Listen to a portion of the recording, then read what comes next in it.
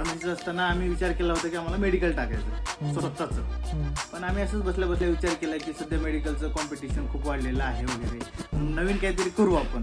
त्यात एका फ्रेंडने म्हणले की कंडोमचं शॉप टाकू.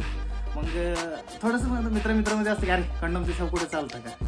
पण त्यात मग एका मित्राने म्हणलं की बघू आपण, म्हणजे ट्राय तर करू पैशाची. मग आम्ही जुळवाजुळव केली, ह्याच्याकडून थोडे पैसे त्याच्याकडून थोडे पैसे, आणि पहिल्या पत्राच्या डब्यामध्ये आम्ही पहिलं शॉप चालू केलं बालेवाडी हाय स्ट्रीटला. थोडीशी जागा भेटली 10 बाय 10ची, आणि आम्हाला तिथून छान रिस्पॉन्स येत गेला. आणि त्याच्यानंतर एकावरती एक असं म्हणजे 1-1.5 वर्षामध्ये आम्ही 3 स्टोर ओपन केले. एक स्टोर बालेवाडी हाय स्ट्रीटला, दुसरं सिंहगड कॅम्पसला, आणि तिसरं हे खराडे IT पार्कमध्ये.